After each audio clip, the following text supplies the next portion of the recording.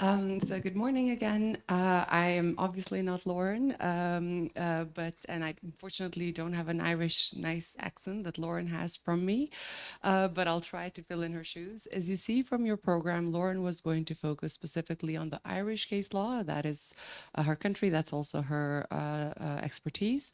I'm actually going to take a bit of a broader comparative view. First, I'm going to complement on a few points what very eloquently the professor before me has tried to elaborate. It's a very complicated matter, actually, in terms of these two different legal regimes. But then I want to also delve not just at the European courts level, but rather, excuse me, at the national level and give you some data and information in terms of what is taking place in case law nationally. So let me begin first, just a few words actually on the European Court. The first thing to remember is that these are two different separate legal systems. And that's in a way where it's conflictual maybe for member states when you have to sort of comply with both of them. But do please keep in mind they're not necessarily obliged to really always follow each other. First. Second, we heard a lot of what the court in Strasbourg does or doesn't do, but what about the court in Luxembourg, so the Court of Justice? The Court of Justice of the European Union has an obligation by primary EU law to interpret European law in conformity with the European Court of Human Rights. That does mean that when a case appears in Luxembourg, the courts in Luxembourg have a sense of legal obligation coming straight from European law to interpret, in this case, the directive in some level of accordance with the European Court of Human Rights case law. So that's in a way the first principle in terms of how these courts in a way have to interact with each other. And that's not just with regards to the directive, that's more generally in terms of how the two regimes interact. The second thing to keep in mind when it comes to these European level, let's say, courts, is that they are now dealing with what we in the whistleblower world would call different generations of understanding whistleblower rights. What do I mean by that? When the court in Strasbourg gave the Guya judgment, there was a time still when the questions around motives of whistleblowers, the questions of burdens of proof, the questions of how holistic the information should be, was much more still not as advanced as what happened with the directive. The directive does represent, not just for Europe, but globally, a new page in terms of where we are with the development of whistleblower rights. And where the directive sort of kind of gets it right is sort of trying to take these best practices that was informed globally, because a lot of civil society, not just based in Europe, but actually across the board, including, for example, Government Accountability Project, Tom, who we saw speak yesterday, were quite involved in sort of providing feedback and saying, look, we have 30, 40, 50 years of experience in our country in terms of what has worked and has not worked. And let us tell you that actually requiring the whistleblower, for example, like the court in Strasbourg does, one of our criteria is that the whistleblower should think that the information is complete. No, as a whistleblower, you're not an investigator. You don't have the obligation to complete the file. That's not your work. Your work is to actually alert on the wrongdoing. And that's what the directive takes on board. And that's what the court in Luxembourg now will have to interpret, and actually will keep that standard. Motive. Clearly, the directive thinks the motive is not important because it isn't. I have a corrupt boss. I work in a municipality and we receive funding from the European Union. I generally don't say anything, although I can see for the past week that actually clearly my head of department is misusing these funds. Okay, I do nothing. I'm not obliged to do anything per se. As a whistleblower, I don't have an obligation to blow the whistle. You decide to do it, right? If on Monday I say, look, I've had enough with this person, I'm blowing the whistle, I hate them, we don't go and question you, do you like your boss or not? The question is corruption taking place? Yes, there is a breach of law. That's it. the information you've provided is, you've had reason and grounds to provide it, and it is correct. So just to summarize, I'm trying to give you concrete examples of where we see in the logic of why the directive has taken the steps it has, but in many ways it has taken the needle forward in terms of the rights and in terms of the best practices that we're trying to put forward. The court in Strasbourg is not obliged to comply with the directive. The directive does not apply to that court. Nevertheless, I do believe that although it does not happen overnight, that they're simply going to change everything, I do think that slowly the direction, not just of the Strasbourg court, but globally of where we're going, will be more towards to the standards that the directive already reflects. And the last point that I do want to emphasize, because it's very important to keep in mind as a distinction between these two different regimes, is the following, which the professor also pointed out. I will simply add just a few notes to keep in mind. The directive is fantastic, but it's fantastic for 12 policy fields. And unfortunately, since many member states have not opened the door of the material scope to apply it for more fields or to all national law, it does mean that if I'm a whistleblower, let's say I'm in Slovakia, I'm a whistleblower, I'm a worker, and I blow the whistle on environmental standards that, for example, my company is not abiding by. Great, I can take the route of the directive, because in this case, it works better for me to do that. However, I am reporting something that has nothing to do with these 12 policy fields. I'm merely using my freedom of expression. Then what is better for me as a whistleblower is, it's not that I have no protection. I have the protection through potentially via the route of Strasbourg. And in a way, the logic of Strasbourg is so important, because even if I blow the whistle on national security secrecy, which is not covered per se by the directive, it does not mean that through the Strasbourg court I will not get protection.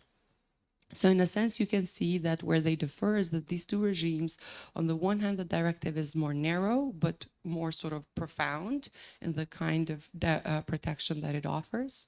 Whereas the Strasbourg court, it's freedom of expression. You're using, it's a fundamental right. You can, whether you're talking about work, whether you're talking about the environment, whether you're talking about a national security military matter, which actually, even the revelation of classified material, which was the case with the Moldovan case and the Guya cases, some of the main cases that came through the court in Strasbourg. So that is something to keep in mind. And in a way, that's maybe also where some reservation comes from the court of Strasbourg, because the kind of information that one could use freedom of expression on and reveal matters is much more broader than the matters that can be under the directive. So this is just to sort of complement the picture that the professor very eloquently already painted in terms of what are the dynamics between these two courts. But we have way many more courts than the two in Strasbourg and Luxembourg. So let's delve a bit more at the national level.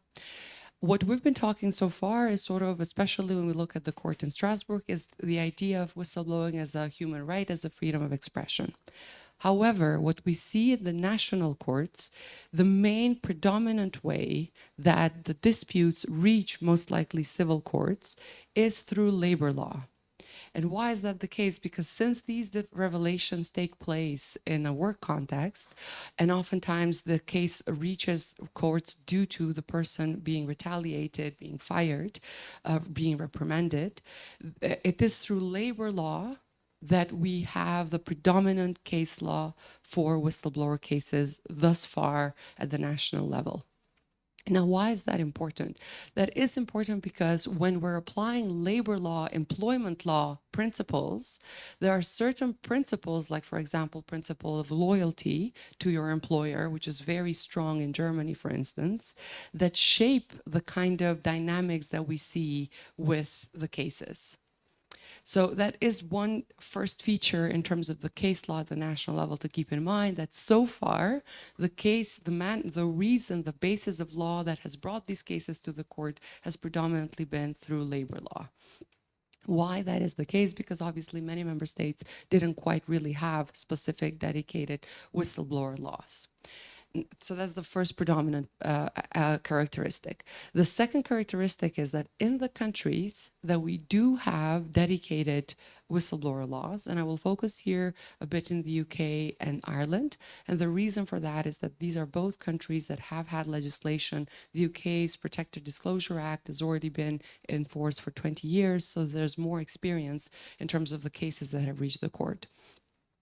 What we see there is that a lot of the cases happen through the particular tribunals and actually, in a way, are by vast majority, unfortunately, not favorable to the whistleblower. Oftentimes, the judgments end up being not necessarily even favorable to the employer, but simply in terms of providing the protections or the kind of protections that whistleblowers have received, even in the country like the UK with a dedicated law, have been narrow, or many cases have actually not been able to fully come to court. So what has been the practice instead? One of the main cases that 2 years ago was decided in the UK, which is a massive whistleblower case, a whistleblower from Ernst & Young blowing the whistle on the fact that he was an auditor. He discovered that his auditing company is actually covering up for the fact that Dubai is importing gold from Africa, including through Morocco, which was not allowed. And the way they were doing this, they were painting the gold with silver on the outside, so you would not be able to tell that it was actually gold. It's a fantastic documentary in Panorama BBC, which I encourage you to see. And so this auditor finds out, and the way he finds out is that the middlemen, the sort of lower workers who did this, were so proud of their idea that they actually told them. So sometimes it's funny in life, the length we go to keep secrets and then how they come about. Anyways, when he was pursuing the case in the UK, because this is a UK-based company, it actually did not go through the Public Disclosure Act, because that was no compensation, no award, and very little predictability that the case would be decided in his favor. He ended up having to go through torts, so basically going through a tort of invasion of privacy that he had experienced through the job sort of prosecuting him and taking these files, and other sort of specific torts that he claimed. And actually, I believe, maybe I'm mistaken at the moment, but I do think the UK courts provided him with over £1 million. So in that sense, he went with the legal route specifically advised by his legal counsel to do so. That was not the whistleblower act and route, but actually was tort. And we have seen that also in other contexts. If you have a case where you can find another private law matter, contract law, torts law, you rather want to avoid very weak labor protections, or you want to avoid weaker interpretations of whistleblower law. Now, another matter that to point out, and this is coming more from Ireland, it's also an article which we're happy to share, that Lauren analyzed the vast majority of cases from the Public Disclosure Act of Ireland through the years, up until now with the amended for the directive, is that in terms of the protection that workers seek when they're experiencing reprimands or reprisals, we can also see that sometimes courts are applying a narrow definition to these matters. And that is also problematic. And this is maybe where potentially we can see a very different trend in the future with the whistleblower directive, because the directive is very clear that all forms of retaliation are prohibited. And in that sense, that will sort of provide national courts with much more clarity around what is forbidden and what is allowed. The last element to point out in terms of national courts, I'm less familiar with the case law in Slovakia. Maybe, Zuzana, you yourself are a lawyer, can elucidate us with this. But what we've seen, for example, in the vast majority, including the Netherlands where I'm based, is that we're talking as if cases of whistleblowers reach the courts. Actually, in reality, the vast majority of cases don't come to court. And the reason for that is whistleblowers are already so drained and exhausted by all of what takes place. Oftentimes, the level of support and resources is so minor that in the end of the day, or the cases take so long. We have a case from Switzerland where the whistleblower comes from the Nestle company. She also was a professor, University of Zurich, a high professional auditing the case, and she realized that some of the product that Nestle wanted to put forward were actually not compliant with the adequate standards of consumer protection. So in that case, she decided to say, no, I'm not signing off on this particular product. I cannot say that this is okay. She experienced severe pressure. Nevertheless, she sort of persisted, didn't sign, ended up being fired, ended up losing her job as a professor as well. And her case in Swiss courts has taken over 10 years in trying to handle the situation. She actually made it all the way. The Economist wrote on this matter, sort of saying, why is there silence even of the press? Why is this matter not even coming forward to being more discussed?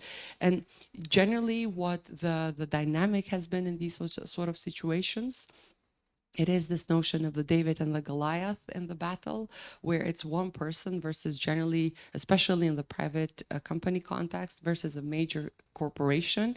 Your resources as an individual to deal with the legal fees, to deal with the long procedures are very minimal and non-existent in comparison to a very well-prepared case that can be handled by, let's say, a bigger corporation. So in that sense, the role of authorities that are able to provide support, that are able to provide some sort of, whether psychological support, legal advice, or steering through the process will be incredibly important, and we'll see whether that will play a role in the future in terms of us having more whistleblower cases. And so kind of to conclude on this sort of more national element in terms of what are the cases that we're seeing across Europe, not just in the European Union, but through different member states. First and foremost, vast majority of whistleblower cases do not reach national courts. Secondly, when they do, they mostly are coming there through labor law because they end up being a labor dispute that the employee has with their employer. And we've seen over and over again that the overall framework of labor law tends not to be necessarily helpful or advantageous for whistleblowers. So oftentimes, either these whistleblowers receive very little compensation, or the interpretation of the law tends to be quite narrow. In countries where we do see specific cases deriving from national laws dedicated on whistleblower protection, still those are the interpretation have been more narrow. And actually, the Irish Supreme Court has been one of the most important courts in terms of providing protection for whistleblowers. That is also because the Irish law, even before the directive, was quite progressive.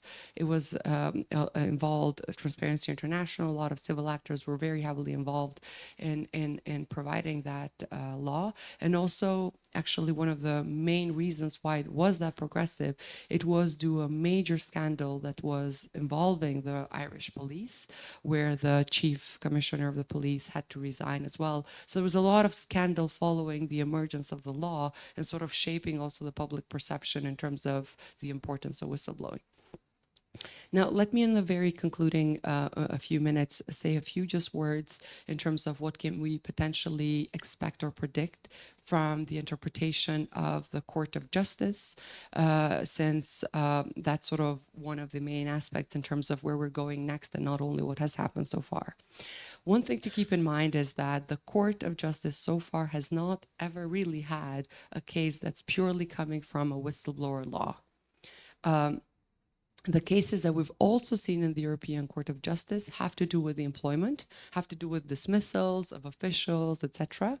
Or some of the cases that we've seen have to do with cartels.